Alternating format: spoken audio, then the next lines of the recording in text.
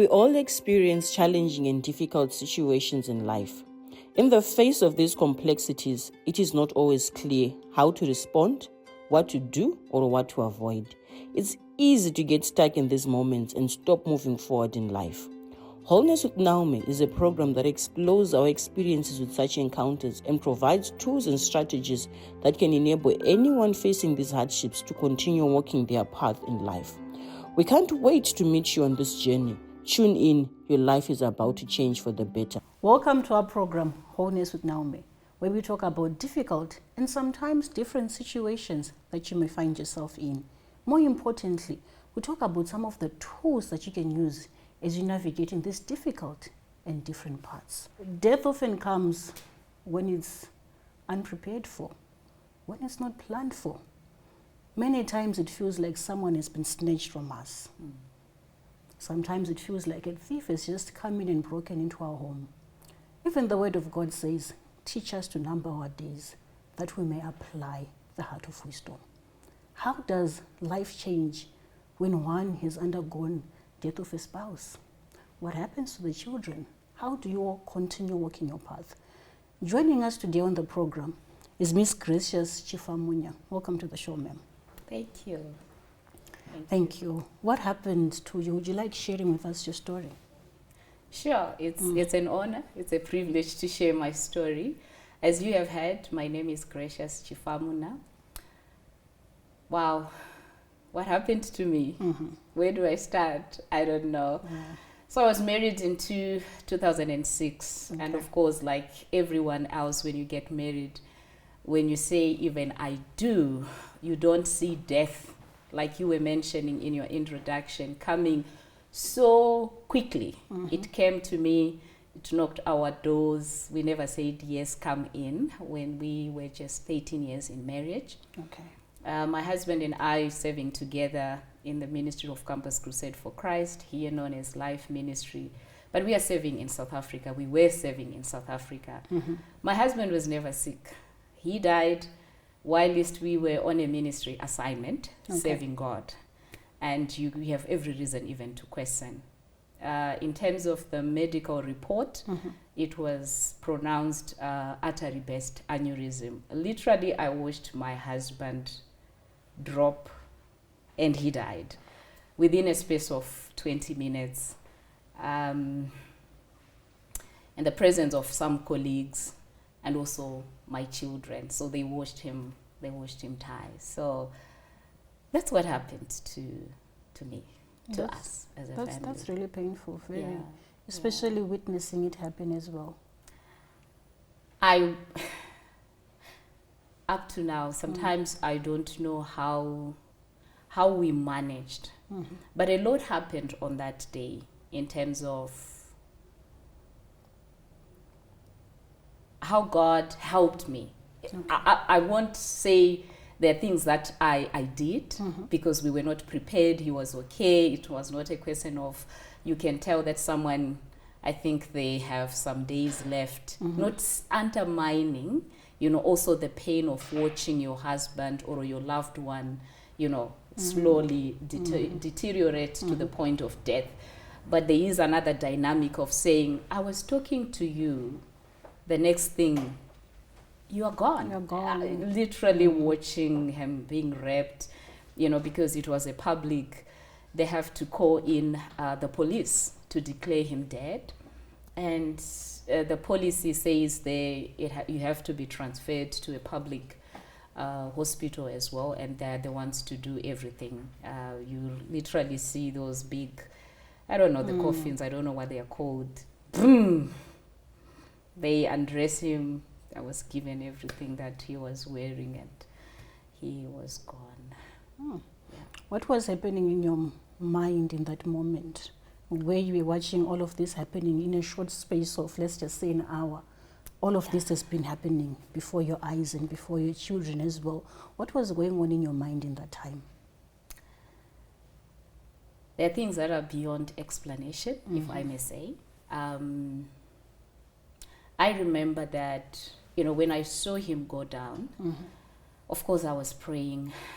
in a shock and actually not knowing what was happening. So you are praying, I'm watching, and I'm seeing that he's not improving because the medical team, they were there, they were present. I'm seeing them putting the drips and the drip is not moving, he's not responding. I'm seeing that he is actually changing his face.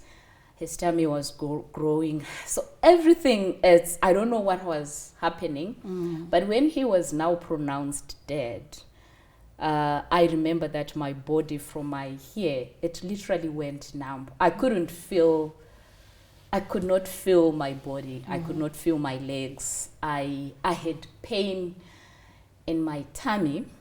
I had pain and the world literally changed.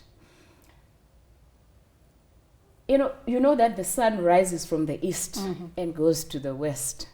But for some reasons, it was not making sense. It's like, where is the sun coming from? I couldn't process a word, a sentence and finish.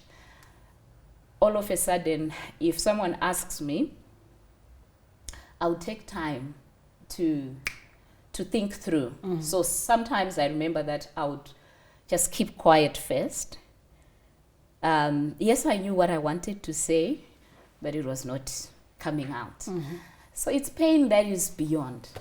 It's pain that is beyond really description. I remember the first time waking up. Yeah, I'm trying to think, did it really happen? So my husband is dead. All these people are gathered because he's dead. It was just beyond. It was just beyond, yeah. Okay. I'm also just, I want to understand also on the children's side as well, what was going on with them. This was something that they'd also witnessed. How did life change for you and the children shortly after, or even including the burial time? Yeah, a lot. I think one of the things that is hard, my kids were very young. So when my husband passed on, my first one was 11 and the last one was 3 years old. Okay. I do have an extrovert within my kids. So when I broke the news, the first thing that she said was, so who's going to be my dad? Who's going to be our dad? Who's going to take us to school? And I remember again, one of the things, the same person who said, who's going to be our dad? We had one of our leaders come and help us with running around because we're in South Africa, bringing the body here. She said to him, so are you going to be our dad? So I feel the kids, they were trying to think, so what's happening now that they knew their father who was present. Now they are on their own. Who is going to be their dad? I remember as well, another child said to me, there was someone who came and says, you are free to call him dad. He said, at least I know my dad is not here, but at least I can call someone dad. So I guess in their minds, because it was normal for them to have a dad, they still longed for, and they still long for. And what's hard is they are young. I didn't know how to help them. I didn't know what was going in their mind. Another child said to me, but why did we bury him and, the stones and all the soil? She said to me, what if God raises, if a miracle happens? So it's those things that as a mom processing my own grief and them processing and me trying to be there for them, how do I come? Because these are questions that then pop out and for them trying to understand where they are. And I feel as well kids, they struggle with identity. Another child said to me, are they still going to maintain the same surname? Are our relatives still going to be the same? In terms of what changed, everything changed. Let's hold on to that thought. Let's continue after the short break.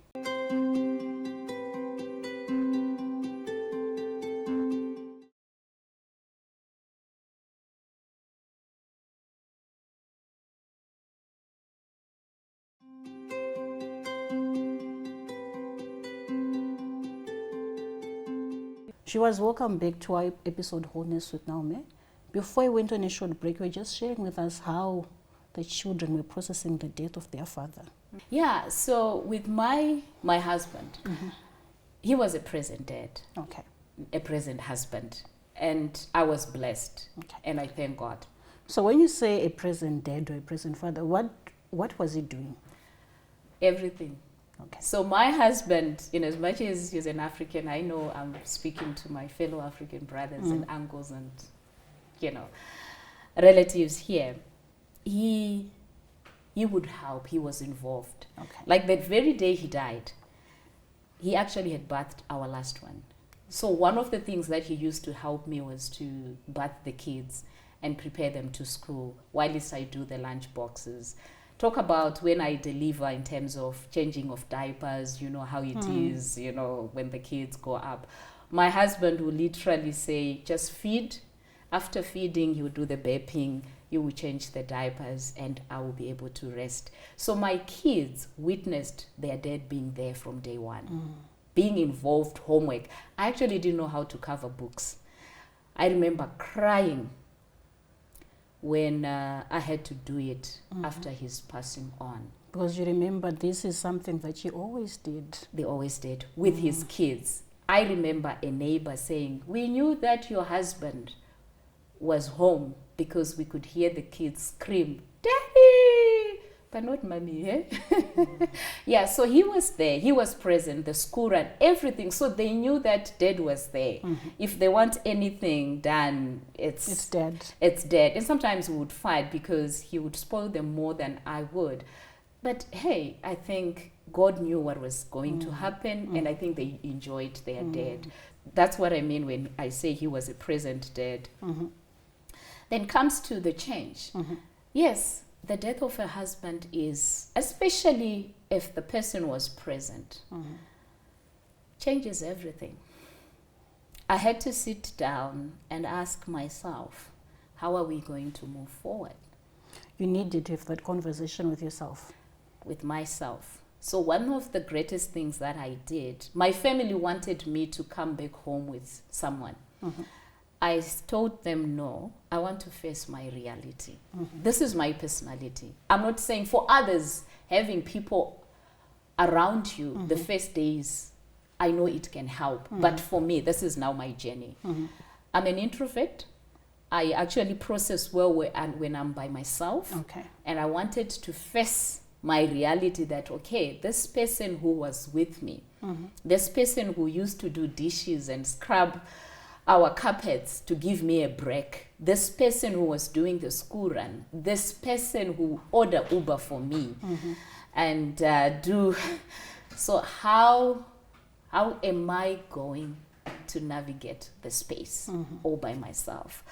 So I came home, went back to South Africa, and faced my reality of trying to find what works for me.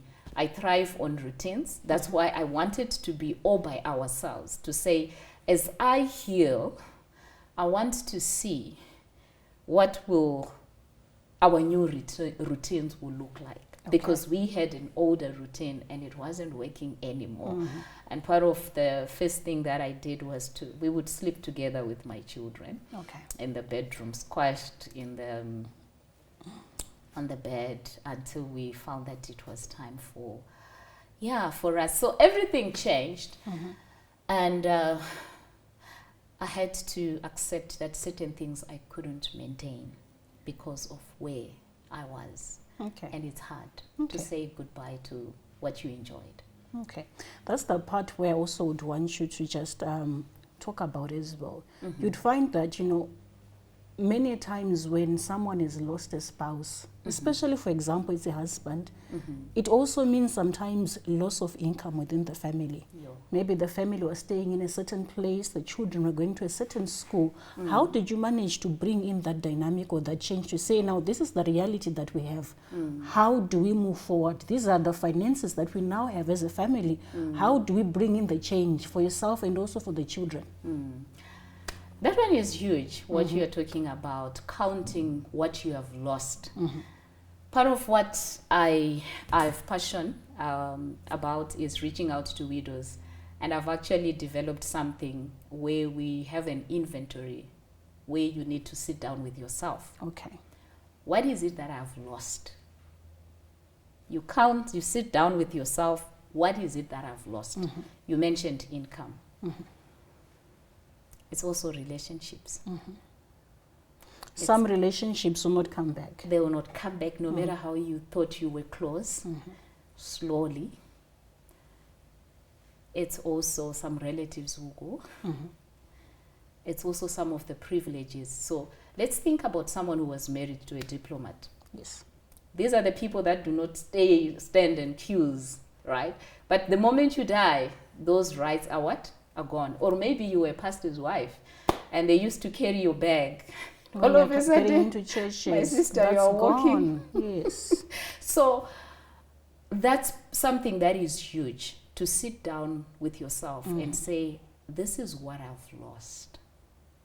But the beauty about it, and this is something that I believe God helped me, I would say 4 years into my journey, to say, yes, I lost, but there are things that I've never lost. There are things, no matter what I can lose, the income, the privileges, the friendship, and we are not undermining what we lost. There are things that, gracious, this is gracious, the gifts that I have, my relationship because I'm a child of God, the access that I have to God, that one I'll also be buried. But not only that, there are things that I've gained. Okay, what is that? One of the things that you gain, if you manage to process your grief well, it's resilience. Okay. Resilience that I never thought I had. The ability, I'm happy. Yes, I miss my husband. He is always a part of me. But to be honest, like us having a conversation, after this I'll eat ice cream. I'm no longer in that pain that I used to say, if you ask me about what happened to my husband, it will be tears and it might mess up the whole day. Yes, sometimes I can still feel the pain, but the truth of the matter is God has helped me. I am more resilient. Number 2, I have gained a new perspective to life. Okay. In as much as I know that you and I, we have a responsibility to take care of our health. In as much as we do everything that we can, ultimately it's God who gives life. That's true. Like my husband and I, we used to eat everything brown, healthy style. We were part of gym membership, going to the gym. So we did everything that we could.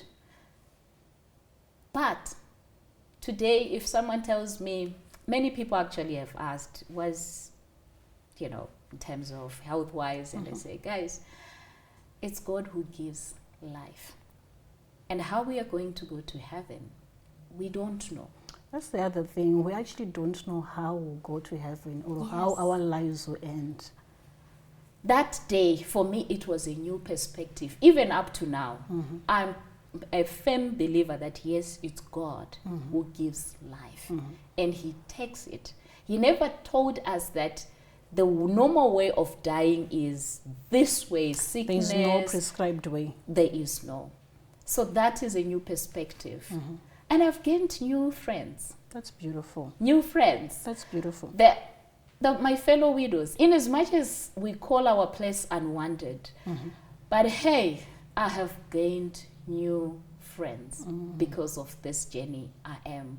And instead of, I know it's hard as widows to embrace that, which I really want every widow, if anyone who is watching as a widow, to say, it is okay.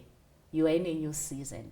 The Lord will bring the new friends that you need so that you are able to navigate the journey ahead of you. Because the journey is different.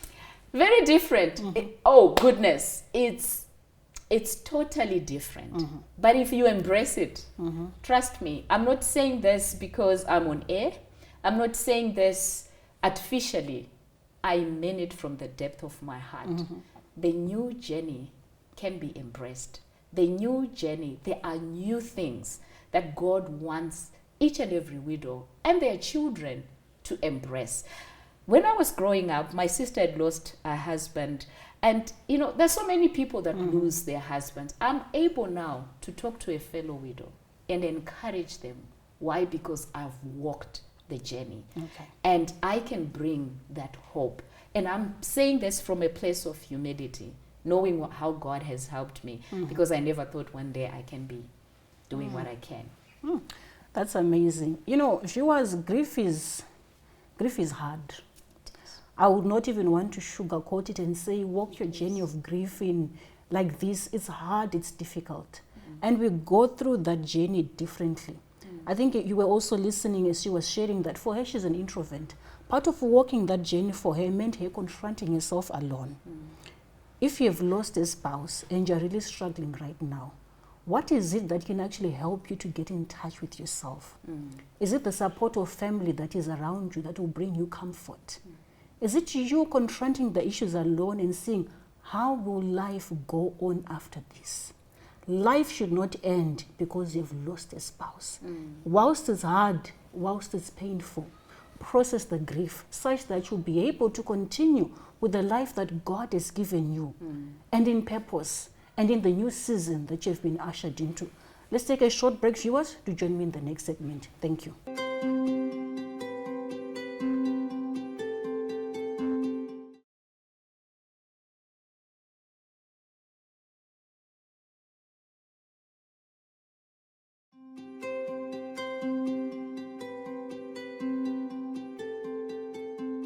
Welcome back, viewers, to our program, Wholeness with Naomi. Ms Gracious, viewers are interested in finding out what is it that helped you to be able to cope, to walk through the journey of grief. You're walking in your purpose right now. You're living life in light of the loss that happened to you. What is it that has helped you to come to this place that you are at right now? Wow, you said something powerful. Living in light of what has happened to me. Yes. What has helped me, I think I've highlighted because of being an introvert, confronting my own pain, because it's my pain, no matter how people love me. Number two, I shared how my husband was just dropped dead. We were referred to counselors, and I realized that it was not working. Now, I want to add a disclaimer. I believe in counseling, 100%. I do believe in that. What helped me the most was talking to a fellow widow. I wanted to hear, I've been through this. You are going to be better. That was something that really helped me. So I then ended up starting a small group or a WhatsApp group with no plan. But all I wanted us was to share our honest feelings, because the pain, like I explained, it was just beyond. I wanted to release my emotions. And one of the things that then I used to do was to cry by myself. Either driving, I would drive and cry. But I told myself, no, just cry and pray. Again, I want to say, people say you are spiritualizing this. This is what worked for me. I would cry. I remember the other day, I literally dropped the kids. Right from these kids, I listened to a conversation where a parent was talking to their husband and the dad was saying bye to the kids. I said, we will never have something like that. It hit me hard. And it was early days. I cried all the way back. Number three, I don't know how many I've lost count. It was reading books. Again, written by fellow widows. I began to look for anything that had to do with, I wanted to hear from a fellow widow. Okay, so what do I do? Okay, what happened to you? So those are some of the things that have helped me in terms of just coping with what was happening. And of course, friends who would listen to my audios. I would just release it. And I thank God for friends who were not necessarily widows, but were listening. And I think that's when I also began to write what I was processing on my Facebook. Being an introvert, but I found myself writing my thoughts. I didn't care. At that point, I didn't care about what will people say.